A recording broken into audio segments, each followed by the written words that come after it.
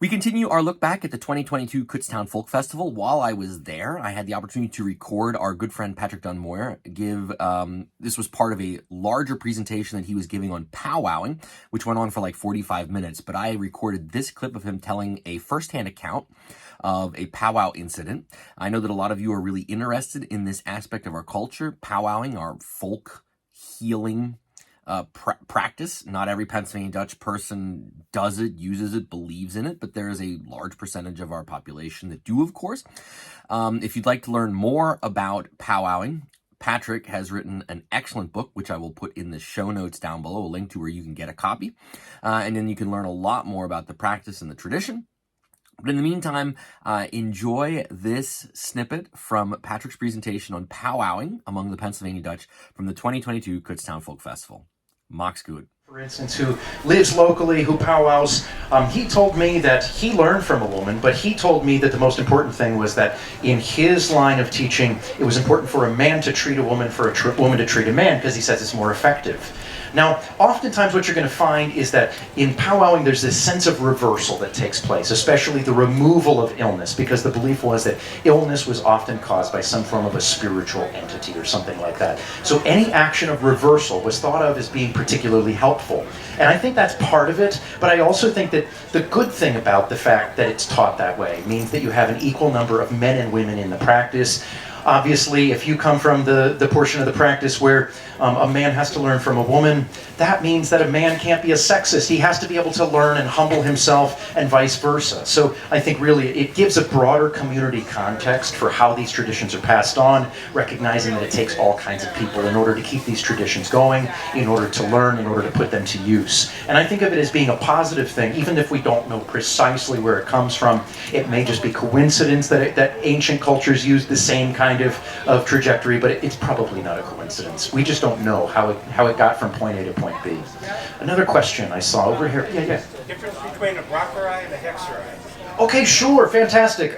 Great question. So I give this talk every day and I tell different stories because I have so many stories I don't always touch base on this. So brockerai is the term used for healing, specifically for the purpose of benefit of human beings. So healing, assistance in difficult times. You'll find that there's even brauche prayers that might be used for common everyday things. Sometimes, for instance, if you're having a difficulty with an animal, on a piece of livestock that you're getting ready to, for instance, a draft horse, there's even prayers to try to tame a draft horse. All kinds of things.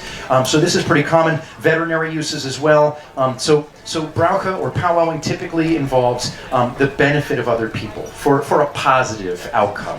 Hexerai, on the other hand, is the term in Pennsylvania Dutch for witchcraft or cursing. Now, the idea was that if a person placed a curse on another person, that was considered witchcraft. But the reality is, the word hex in Pennsylvania Dutch has a much more complicated, nuanced definition. If a person is thought to be hexed, it can mean a broad range of things. It can mean that that person has been subjected to a deliberate curse from another person. But more often, what you're going to find is the belief was that if a person begrudged you, was envious of you, held any number of negative feelings about you, it might have the ability to affect your health and well-being. This is because pretty much every folk culture in the world believes that things are interconnected. It's kind of a universal human belief, especially prior to widely embracing scientific notions of illness. Folks believed that illness could come from a wide variety of sources. Folks would believe that illnesses were spiritual and physical, and that any form of interrelational issues that you had with another person had the ability to affect your health. So among the Pennsylvania Dutch, the word for those issues is a hex. So a person might lay a hex on you intentionally if they don't like you, or they may just begrudge you. One of the stories I like to tell about this is that it kind of reinforces that notion that sometimes a hex is unintentional, because a person might even wish good for someone else, but might unintentionally be envious or jealous or something like that, and those emotions are thought to affect a person's health. So one story I learned from a friend of mine who is a retired school teacher from Reading. She told me, she said, now I don't know what you're going to think of me after this story, she said.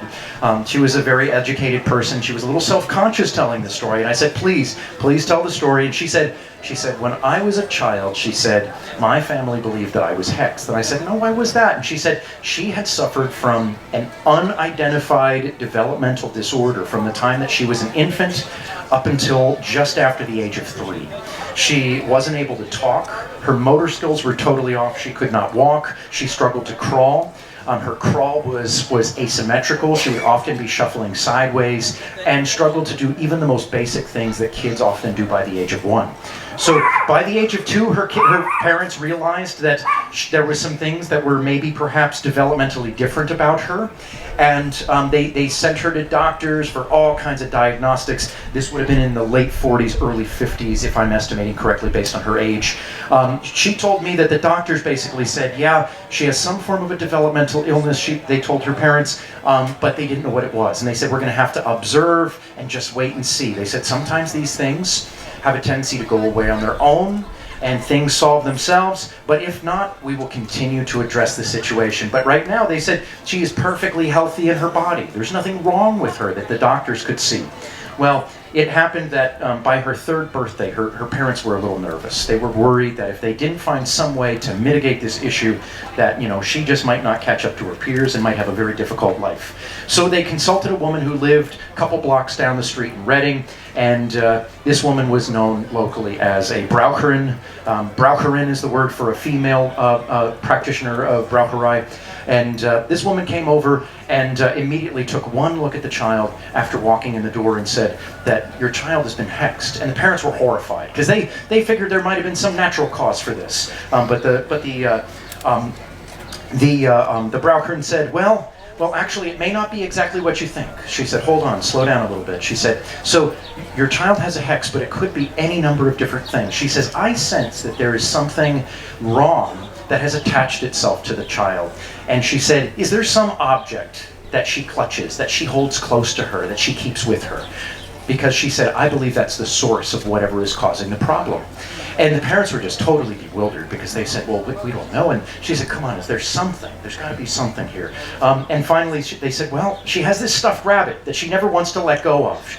Even if we try to take it away from her, she cries. She's holding it to her all the time. And the Braucherin said, well, tell me about this stuffed rabbit. Well, there was a look that passed between the mother and the father. And of course, the Braucherin knew that there was some story to this. And so she said, tell me about this stuffed rabbit. Well, the story was that there was a neighbor lady, who was actually an ex-girlfriend of the father, who had given the rabbit to the child when she was born.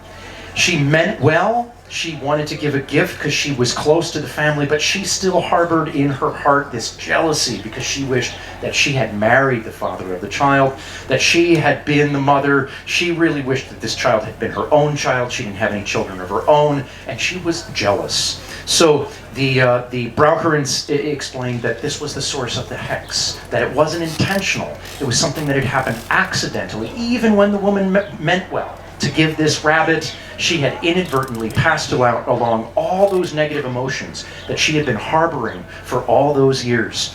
And basically what the Braucherin recommended was, we need to burn the rabbit. So they took the rabbit from the child, and my friend said she didn't remember any aspect of this story. She didn't remember having a developmental disorder at all, but she remembered when they burned her rabbit, because they put it in the stove and burned it right in front of her, and she howled and she was so upset. But wouldn't you know, by the time that she turned 4, she had completely caught up to her peers, and the doctors had no explanation for her recovery. So it was one of those things when you talk about the Pennsylvania Dutch notion that healing is not just a physical act, it's also a spiritual act. There's many different aspects of the tradition that go along with this notion that your health and well-being can be affected by other people and the relationships that you have, and whether you maintain those relationships or not. Again, it's evidence of the fact that in folk culture, folks believed that everything was interconnected, that there was this sense that people and objects and relationships are all part of essentially a broader context that has the ability to change and affect your life. And ultimately, the idea of performing a ritual was using subtle means to address those relationships, to mitigate the issues that people were having, and to do so in a constructive way. Because you think about it, many times what was actually happening historically in this area was that folks had seen doctors. But, just like the story I told you, they were going to doctors, they were going to conventional doctors, but they felt as though the concerns they had were outside of the scope of conventional scientific medicine. So again, this was the notion that what essentially they were doing was recognizing the interconnectedness of things. Mom!